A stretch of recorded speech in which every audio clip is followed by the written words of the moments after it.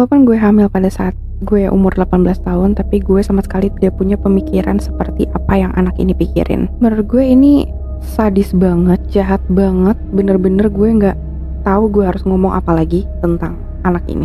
By the way, kenalin, gue Akashi. Gue membuka playlist baru di channel gue, yaitu Scary Things Scream with Akashi. Semoga kalian suka dan bisa terus dukung gue dengan cara subscribe, like, comment, and share.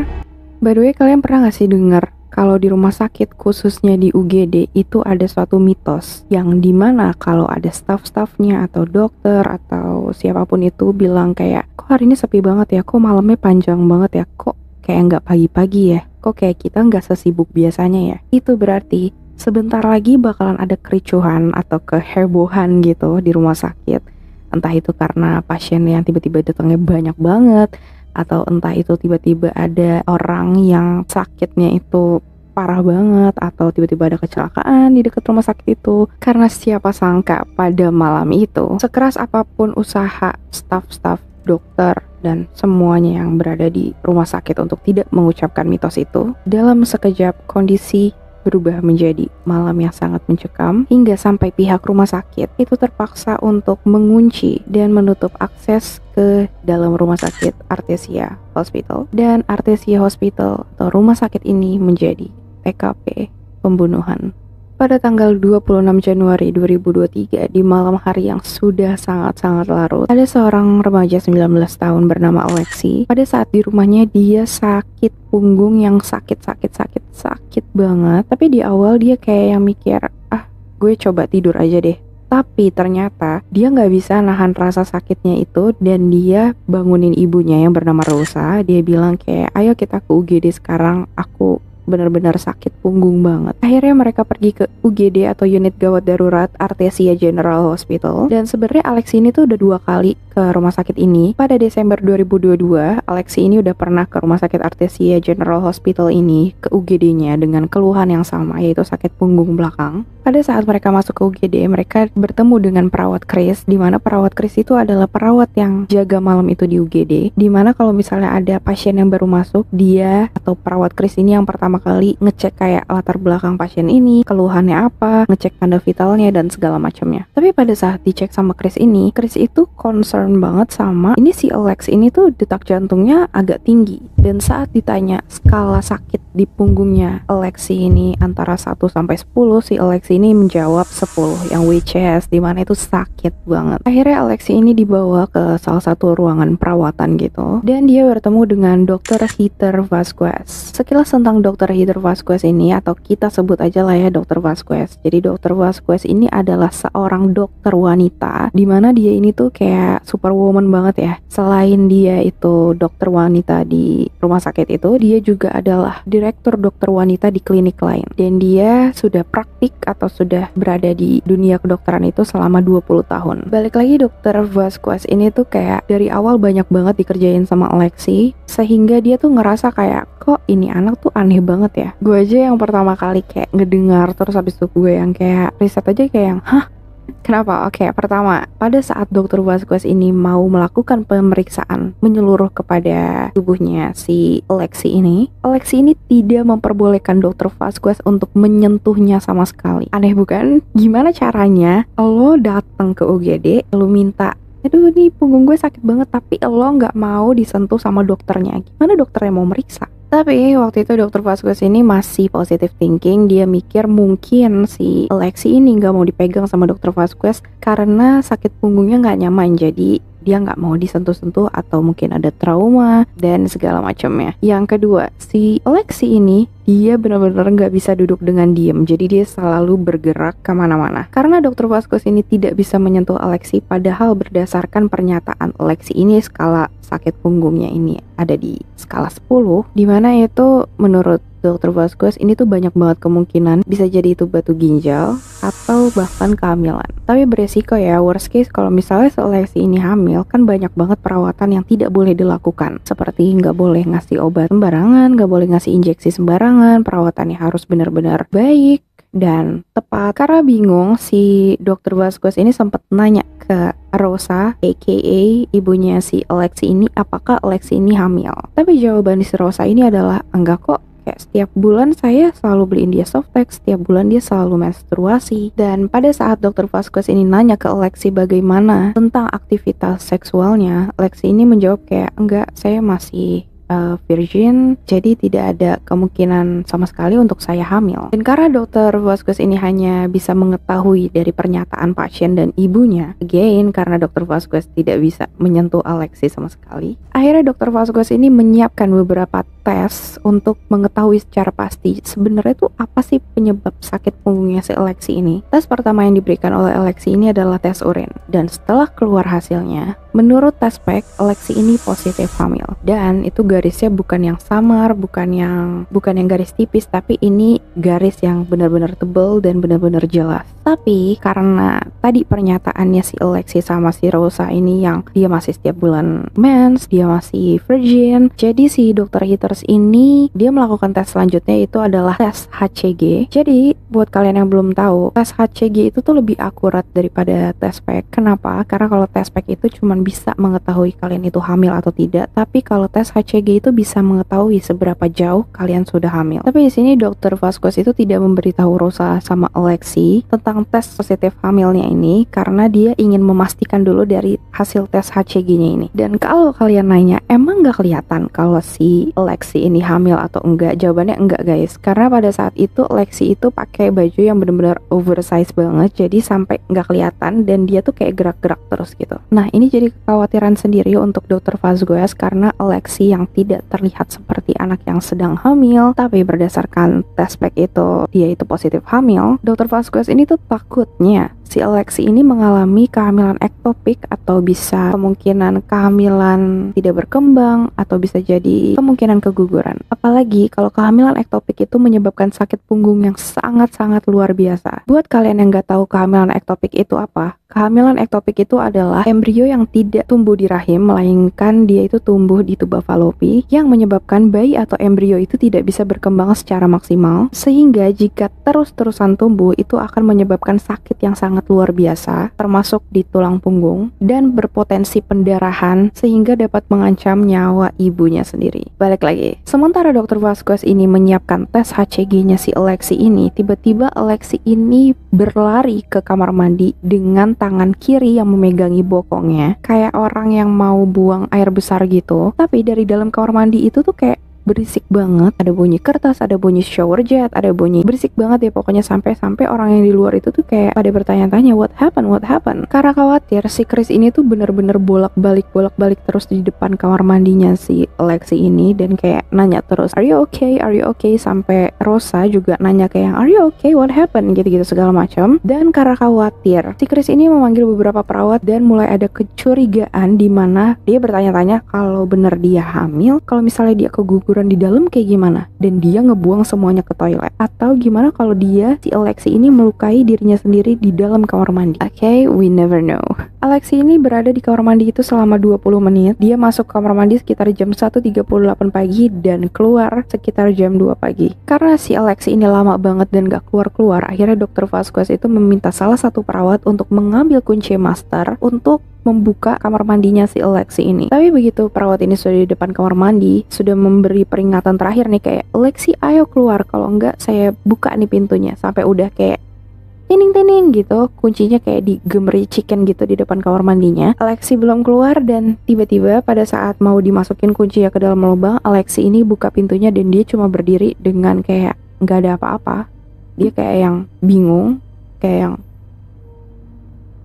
gitu-gitu aja. Ini sebenarnya sangat-sangat menarik, tapi sebelum kita bahas tentang toilet yang habis dipakai sama Alexi ini, kita balik dulu ke Alexi. Setelah dokter Vasquez nganter si Alexi ini ke dalam kamar perawatannya yang tadi, ada salah satu orang lagi yang terlibat dalam timnya Alexi ini. Namanya adalah perawat Elizabeth. Perawat Elizabeth ini tuh specially dia itu mengurus pasca persalinan. Perawat Elizabeth ini menjelaskan ketika dokter Vasquez dan Alexi sampai di ruang perawatannya si Alexi ini tuh secara aktif terus-terusan berdarah. Karena dokter Vasquez dan Elizabeth melihat Alexi ini secara aktif berdarah, mereka dengan lembut menyampaikan kepada Rosa dan Alexi kabar bahwa sepertinya Alexi ini mengalami keguguran. Dan karena mereka melihat si Alexi ini secara aktif berdarah, akhirnya Dr. Vasquez pun meminta izin kepada Alexi dan Rosa untuk melakukan pemeriksaan vagina untuk evaluasi lebih lanjut. Selagi Elizabeth membersihkan dan mempersiapkan pemeriksaan terhadap Alexi, ibunya Alexi ini, si Rose ini tuh kayak kaget ngedenger kalau anaknya ini keguguran. Dia sampai yang kayak nanya-nanya, kamu kenapa nggak ngasih tahu kita kalau misalnya kamu itu hamil? Dan jawabannya si Alexi ini tuh dia masih menyangkal dengan dia tuh kayak bilang, enggak, aku nggak hamil, aku itu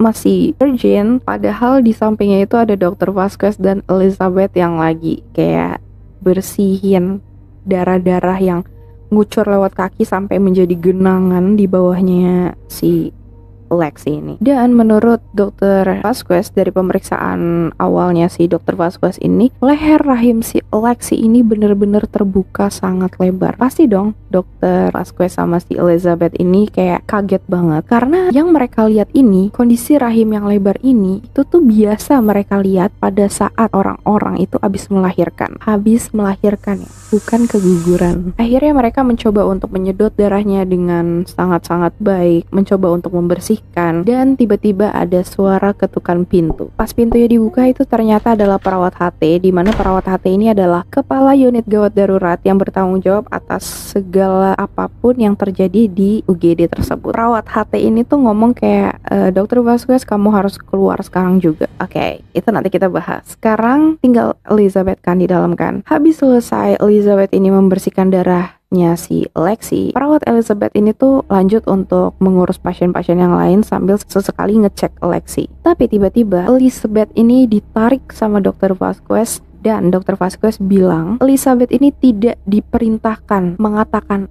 apapun tentang penemuan mereka kepada Alexi dan Rosa sampai polisi datang.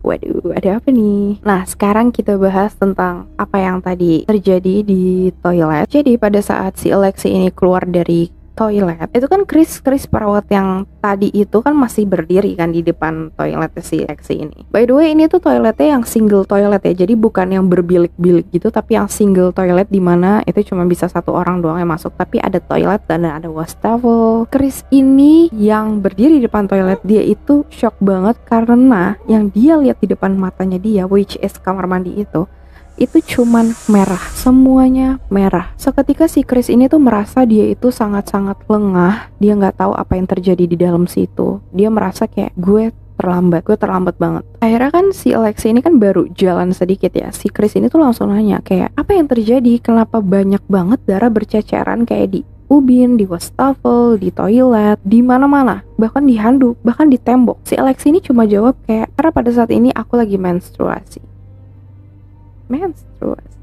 Alexi ini tuh mikir kayak orang-orang di rumah sakit bodoh kali ya. Semua orang di rumah sakit itu tuh tahu bahwa volume dari darah-darah ini tuh bukan darah yang normal, ini tuh darah yang abnormal. Kayak ini tuh banyak banget untuk sebuah darah menstruasi. Akhirnya segala konsentrasi orang-orang di rumah sakit itu tuh kayak, nih Alexi ini tuh keguguran nih. Apalagi si Alexi ini tuh banyak banget melakukan hal yang sangat-sangat mencurigakan kan. Tapi setelah semua kejadian itu, semua orang di rumah sakit itu masih memperlakukan dan merawat Alexi sebagai anak umur 19 tahun yang dianggap terlalu takut secara emosional untuk menerima kenyataan bahwa dia hamil dan baru saja mengalami keguguran. Padahal mereka tidak tahu bahwa baru saja mereka berurusan dengan seorang tersangka pembunuhan. Oke, let's back into the toilet. Jadi ada salah satu petugas kebersihan yang bernama Lila. Dia ini adalah petugas kebersihan yang ditugaskan untuk membersihkan toilet dan lorong pada saat itu. Kenapa lorong? Karena kan pada saat si Alexi ini keluar dari toilet kan darahnya kan kayak ada jejak-jejak kaki darah di lorong kan. Maaf ya guys kalau agak berisik soalnya anak gue lagi main.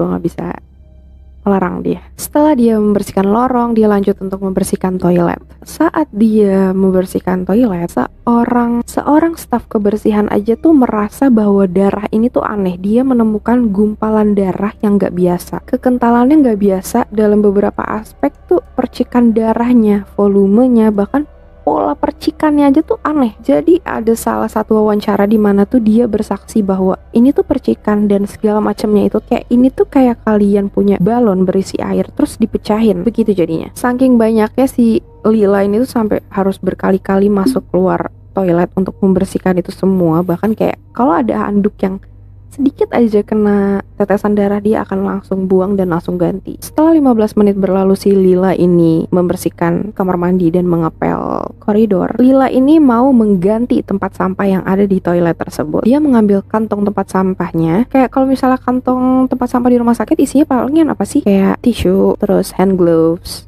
gitu-gitulah ya. Dia ini kan udah bertahun-tahun ya untuk ngeganti tempat sampah di kamar mandi, tempat sampah dimanapun. Tapi baru kali ini dia itu merasa ada yang aneh dengan tempat sampah di kamar mandi ini. Kayak pas diangkat tuh kayak, kok beratnya beda, kok gue nggak pernah ya ngerasain tempat sampah toilet kamar mandi tuh kayak seberat ini. Tapi at first dia kayak, ya udahlah ya, mungkin ini apa. Jadi akhirnya si Lila ini ngikat kantong plastiknya dan dia taruh gitu aja di depan kamar mandi. Habis itu dia lanjut untuk membersihkan toilet lagi. Setelah selesai membersihkan kamar mandi, si Lila ini penasaran banget sama apa yang ada di dalam kantong plastik yang tadi itu. Akhirnya dia ambil, dia buka, dan tiba-tiba dia itu teriak sampai semua staff di rumah sakit itu kayak yang what happened gitu. Terus habis itu kayak ngelihat ke dalam kantong plastik itu juga. Dan mulai dari sini seakan-akan waktu tuh berhenti dan malam terasa sangat panjang untuk para staf di rumah sakit Artesia General Hospital. Oke, sekarang gue bakal bacain dulu tim gabungan yang menangani kasus si Lexi ini. Gue sambil baca ya guys. Di sini ada perawat HT yang dimana dia itu adalah kepala UGD di sana dan dia adalah seorang marinir yang sudah praktik selama bertahun-tahun. Lalu ada Lori perawat yang telah bekerja selama 16 tahun. Ada Dr. Heather Vasquez, dia adalah direktur medis di rumah sakit lain dan dia telah menjadi dokter selama 20 tahun. Selain itu, perawat Chris yang telah bekerja di UGD selama 5 tahun. Mereka semua adalah tim gabungan yang menangani apa yang telah diperbuat oleh Lexi. Mereka telah memiliki pengalaman hidup yang sangat-sangat hebat dalam dunia kedokteran, tetapi tidak ada satupun yang mempersiapkan, bahkan tidak ada yang menyangka untuk apa yang disebabkan oleh Lexi pada malam itu. Oke, kita masuk ke part selanjutnya, yaitu apa yang sebenarnya ada di dalam tempat sampah. Di dalam kantong sampah itu ada sekumpulan anduk, ada kertas-kertas bekas, ada banyak banget kantong plastik yang seolah-olah itu dikumpulkan dan langsung dimasukin aja ke dalam situ. Tapi setelah tempat sampahnya itu dikeluarin semua isinya, di bagian paling bawah itu ada kantong plastik sampah bening yang dimana di dalamnya itu terdapat tubuh mungil bayi laki-laki di dalamnya. Jadi begitulah bayi laki-laki itu ditemukan. Perawat HT langsung menggendong bayi itu dan dia langsung ngambil kantong ambu. Kalau kalian gak tahu, kantong ambu itu untuk membantu pernafasan. Dan menurut wawancara, perawat Lori ini tuh memberi kesaksian di mana pada saat HT itu memberikan nafas melalui kantong ambu, wajah bayi laki-laki ini mungil, badannya sangat mungil dan rambut bayinya itu penuh atau lebat. Bayi itu dingin saat disentuh, kulitnya sudah biru dan ungu berdaging, dan ada noda darah dan lendir di sekujur tubuhnya. Bahkan bayi laki-laki ini masih memiliki tali pusar yang menempel sempurna di tubuhnya. Tapi ada yang aneh nih dari tali pusar ini, dimana tali pusarnya ini tuh kayak ujungnya itu kayak nggak rapih, kayak dia itu seratnya itu merumbai keluar. Menurut perawat Lori dan CNA, ada indikasi di mana tali pusar itu ada serat-serat yang merumbai keluar, seolah-olah ada seseorang yang memutar dan menarik menggunakan kedua tangan sampai ujung-ujungnya itu berantakan dan sangat mengerikan. Itu menurut perawat Lori dan CNA. Menurut wawancara polisi juga ada di mana perawat-perawat ini ngomong kayak bentuknya itu tuh seolah-olah cewek ini atau Lex ini tuh bener-bener mencabik-cabiknya dan terlihat seperti binatang yang mencabik-cabik tali pusar bayinya. Dan ya, ini sesuatu yang paling tough sebenarnya. Tidak ada tanda-tanda bayi ini dapat selamat setelah segala macam upaya yang sebisa mungkin tim gabungan ini lakukan. Tubuhnya Baby Doe ini akhirnya anak laki-laki ini dikasih nama Baby Doe ya di aktenya itu. Jadi mulai sekarang kita panggil si baby ini adalah Baby Doe aja. Tubuh Baby Doe ini tuh terlalu dingin, terlalu dia itu nggak bergerak, terlalu sesak nafas, badannya terlalu biru dan terlalu ungu. Dan seolah-olah semua orang telah memahami situasinya bahwa pada malam itu UGD telah berubah menjadi TKP dan tubuh Baby Doe akan dibawa masuk untuk selanjutnya dilakukan otopsi. Karena tidak ada kesempatan untuk menyelamatkan Baby Doe, mereka saat ini lebih mementingkan untuk menjaga tubuhnya Baby Doe ini agar bisa beristirahat dengan tenang dan juga mengumpulkan semua bukti yang mereka punya untuk kemudian diserahkan kepada polisi. Setelah itu Dr. Vasquez menyatakan waktu kematian Baby Doe ini pada dini hari, dia meninggal pada saat dia lahir. Dia menghabiskan perkiraan 15 menit sampai 20 menit di bumi ini. Dia diduga mati lemas, dia diduga meninggal di tangan ibunya sendiri di kamar mandi rumah sakit. Dan kalian imagine gak sih kayak Alexi ini tuh dia gak pernah menyebutkan bayi laki-laki itu setelah insiden kamar mandi berdarah itu. Never. Tapi si Alexi ini tuh terus-terusan diem. Dia cuman menerima perawatan untuk sakit punggungnya itu aja. Setelah penemuan bayi dan Dr. Vasquez sudah menyebutkan waktu kematiannya, berarti semua sudah sesuai prosedur. Semua orang menutup rumah sakit serta mengunci semua pintu. Tidak ada yang boleh mendekat ke Baby Doe dan tidak ada yang boleh mendekat ke kamar mandi itu. Jadi mereka semua menunggu polisi itu datang. Setelah polisi ini datang, perawat HT itu tuh langsung kayak ngejelasin ke polisi dari awal sampai akhir. Kalian perlu tahu kalau misalnya polisi di sana itu tuh pasti mereka itu punya body cam di mana itu bisa ngerekam setiap kejadian. Setelah dijelasin ke polisi, akhirnya si Dr. Vasquez ini tuh meminta tolong kepada polisi. Polisi harus ikut Dr. Vasquez untuk ngomong ini ke Alexi dan Rosa supaya dapat bukti dari body camnya itu, gimana reaksinya dan segala macam. Akhirnya Dr. Vasquez, si HT dan satu petugas polisi ini masuk ke dalam ruangannya Alexi. Dan Dr. Vasquez ini langsung ngomong kayak, maaf kami menemukan bayi yang mati di kamar mandi. Dan si Rosa ini tuh langsung terlihat sangat-sangat shock. Dan Alexi mencoba untuk menjelaskan kayak, maaf dia keluar dari saya dan saya tidak tahu harus berbuat apa. Kalian bisa lihat videonya di sini dan banyak banget netizen yang gak suka sama caranya Alexi menjawab, gak suka sama reaksinya Alexi. Ibunya tuh sampai mohon-mohon kayak, Alexi kamu ngomong yang sebenarnya, kenapa kamu gak pernah ngomong sama kita? Mereka sempat adu mulut sampai pada akhirnya Dr. Vasquez ini menyuruh ibunya Alexi untuk menunggu di ruang tunggu. Karena bagaimanapun juga Alexi ini baru saja melahirkan dan mereka tidak tahu apakah Alexi masih memiliki plasenta yang menempel di tubuhnya atau enggak. Bahkan si Alexi ini mengalami pendarahan yang sangat-sangat signifikan kan. So Alexi ini tuh mencoba menjelaskan kepada Dr. Vasquez bahwa dia nggak beritahu ibunya karena dia tahu reaksi ibunya tuh bakal seperti ini. Karena Dr. Vasquez ini sangat mengkhawatirkan kondisi Alexi, jadi Dr. Vasquez ini tuh menyarankan Alexi untuk dipindahkan ke rumah sakit yang berada di Lovelands, di mana mereka adalah rumah sakit spesialis kebidanan. Karena kalau misalnya si Alexi ini masih punya plasenta di dalam dirinya dia, apalagi dia terus-terusan pendarahan, bisa sangat-sangat mengancam jiwanya Alexi. Dr. Vasquez juga menyampaikan bahwa dia sangat-sangat menyesal dengan apa yang terjadi sampai dia harus melibatkan polisi. Lalu bayinya akan dibawa untuk diautopsi dan akan ada beberapa penyelidikan yang dilakukan dalam beberapa waktu ke depan. Setelah itu Dr. Vasquez keluar dari ruangan Alexi dan segera mempersiapkan untuk pemindahan Alexi. Jadi sekarang di ruangan tinggal si HT sama satu polisi yang punya body cam, terus ada Alexi dan juga Rosa. Sebelum si HT ini mau keluar, dia sempat nanya ke Rosa dan Alexi, apakah ada yang mau ditanyakan kepada saya? Dan ibunya Alexi ini, si Rosa ini tuh ngejawab kayak, seberapa besar ukuran bayinya? Dan HT lalu menjawab, bayinya itu sudah cukup bulan, which is itu sudah 9 bulan. Dan Rosa langsung yang kayak, 9 bulan Alexi? Apakah kamu nonton kemarin berita tentang gadis? Apa yang dia lakukan kepada bayinya itu dan sekarang dia masuk penjara? Kalau kalian nanya maksudnya berita apa? Jadi kalau dilihat dari komentar-komentar netizen, si ibunya ini tuh telah menyinggung tentang kasus yang persis sama yang terkenal di Meksiko pada bulan Januari 2022 tentang seorang wanita muda yang bernama Alexis Avia yang bersalah karena membuang bayinya ke tempat sampah. Bayi itu selamat dari apa yang dilakukan oleh ibunya dan sekarang Alexis Avia itu di penjara. Dan kalau kalian lihat, si Alexi ini sama sekali nggak nangis. Setelah si HT ini keluar dari ruangan, Alexi tetap nggak nangis, dia kayak biasa-biasa aja. Setelah si HT ini keluar, si Rosa ini tuh masih kayak ngeinterogasi si Alexi kayak yang, kamu masukin ke dalam tas apa gitu.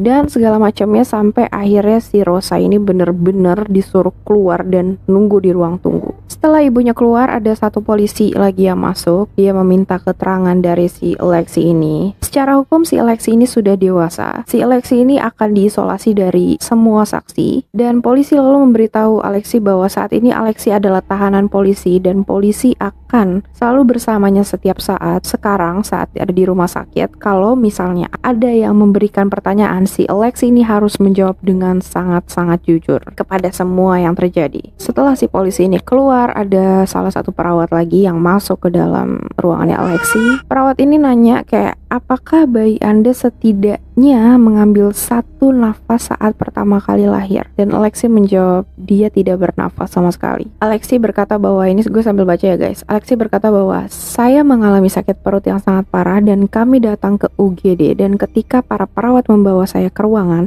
saya merasa perlu membuang air besar dan saya bertanya apakah saya boleh pergi ke toilet. Dan begitu saya duduk di toilet, semuanya itu jatuh begitu saja, tetapi ketika saya memegang dia di tangan saya, dia tidak bernafas dan bahkan bergerak. Jadi saya hanya meletakkannya di sana. Hanya meletakkannya di sana, woi. Guys, sorry ya, gue ini tuh emosional banget karena gue itu baru saja melahirkan dan oh my god.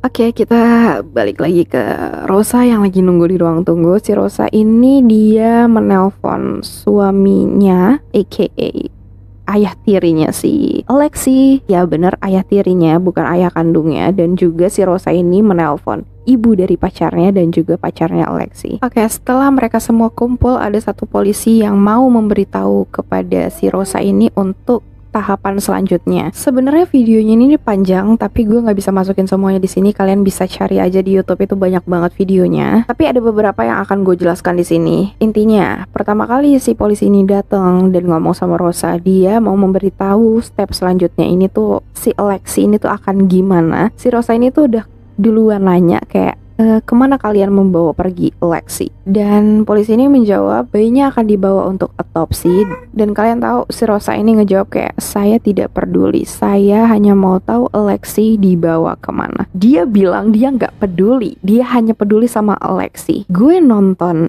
ini tuh kayak gini loh, di satu ruangan ini kan semua ini tuh punya biological terhadap si baby do ini. Tapi yang terlihat gelisah itu malah ayah tirinya Alexi. Kayak yang biologicalnya itu, semua yang ada di situ itu aja sama sekali tidak sedih, tidak mempertanyakan soal baby do. Hanya ayah tirinya Alexi ini aja yang gelisah, yang sedih, yang nangis. Yang kedua, pada saat itu si pacarnya Alexi ini juga mengakui bahwa mereka sudah berhubungan badan. Jadi dia tahu bahwa dia ada kemungkinan besar dia akan menjadi ayah. Kayak maksud gue, semua orang di sini itu biological terhubung terhadap baby do atau bayinya si Alexi ini. Akhirnya Alexi diterbangkan dari rumah sakit Artesia General Hospital ke Lovelands. Dan hasil otopsinya ternyata akan memakan waktu yang lebih lama daripada yang diharap. Oke, kita fast forward ke hasil otopsinya. Dan di sini gue sambil baca juga karena ini hasil otopsi. Hasil otopsi dan postpartum menunjukkan bayi laki-laki ini tidak memiliki kelainan secara anatomi dan dia tidak ada luka fisik. Paru-parunya memiliki udara dan di perutnya juga dia memiliki udara. Berarti dia sempat nafas dan dia itu sangat sehat. Oh my god. Alexi melahirkan bayi laki-laki yang sangat sehat, rambut yang sangat lebat, bayinya berusia 9 bulan, which is itu sempurna, sudah ada paru-parunya, dia sudah siap untuk lahir, dia bisa menghirup udara, dia bisa hidup di luar rahim, tapi dia berakhir di tempat sampah dan meninggal lemas dalam hitungan beberapa menit. Penemuan secara signifikan ini tuh belum cukup untuk menangkap Alexi. Mereka butuh berbulan-bulan untuk sebelum akhirnya Alexi ini ditangkap. Kita masuk ke part-part yang paling ngeselinnya ya. Jadi kalian siap-siap aja untuk kesel. Kalian harus tahu si Alexi ini keluar dari rumah sakit dengan kondisi yang sangat-sangat sehat dan dia langsung kembali ke sekolah. Dia masih berpacaran dengan ayahnya baby do sampai sekarang. Bahkan pasangan itu sempat menghadiri prom senior mereka di bulan April 2023 itu. Mereka melakukan itu seperti tidak ada apa-apa sama sekali. Si Alexi ini dibiarkan masih bersekolah sambil melakukan penyelidikan yang masih berlanjut. Jadi sebenarnya ada salah satu video juga yang viral di mana si polisi ini lagi ngedatengin si Lexi ini yang baru keluar dari sekolahnya dia untuk melakukan penyelidikan. Tapi si Lexi ini tuh kayak ngacangin polisi aja. Tapi polisi juga nggak butuh pernyataan dari si Lexi ini, karena setelah investigasi yang berlangsung selama berbulan-bulan, pada 10 Mei 2023 akhirnya Lexi ini ditangkap. Ada rekaman yang dirilis dan itu juga viral di mana pas Lexi ini ditangkap, gak heboh-heboh banget sih, tapi kalian tahu kan siapa yang heboh. Di sini gue kayak udah mulai yang kayak berarti problem utamanya ini sebenarnya bukan di Lexi, di mana lagi kalau bukan si pohonnya ini, si Rosa. Dia adalah problem utama dalam keluarga ini. Ada juga video di YouTube, kalian bisa cek juga. Tapi gue akan menceritakan salah satu yang benar-benar bikin mind blowing, kayak pada saat si Lexi ini ditangkap, kayak ada dari body camnya seorang polisi ini tuh kayak ngikutin Lexi ke dalam. Dia mau lihat apakah si Lexi ini bawa senapan atau apapun itu. Maksudnya karena kan ini dia mau dibawa kan, kalau misalnya bawa senapan takutnya kan pada saat si polisi ini masuk ke dalam rumahnya itu kelihatan banget ada bingkai hitam yang ditaruh secara vertikal atau berdiri, dimana di situ di sampingnya kayak ada tulisan Alex. Itu lukisannya itu kayak sayap malaikat kecil gitu. Dan di bawah tulisan Alex ini ada satu foto yang diyakini, ini gambarnya buram ya, tapi menurut netizen foto ini adalah foto Baby Doe di dalam tempat sampah. Tapi ini kita nggak tahu ya, ini di dalam tempat sampah atau pada saat abis otopsi terus difoto terus dijadiin ditaruh di bingkai foto, kita nggak tahu. Dan kalian tahu apa hal yang lebih gilanya lagi? Pada tanggal 16 Maret 2023, setelah ditangkap selama kurang lebih seminggu, dia dibebaskan dengan jaminan. Si Lexi ini dibebaskan dengan jaminan. Dan hakim memutuskan bahwa dia akan dapat menyelesaikan sekolahnya tanpa menjadi tahanan rumah atau tahanan apapun. Tapi dia diharuskan untuk menghadiri konseling. Bahkan dia diizinkan untuk pergi ke Texas mengunjungi keluarganya. Ada satu video yang ini nggak tahu ya ini asli atau editan, tapi ini adalah video asli ya, dimana kalian bisa lihat ini ada videonya Lexi yang dia memakai kostum cheerleadernya. Dia masih aktif secara cheerleading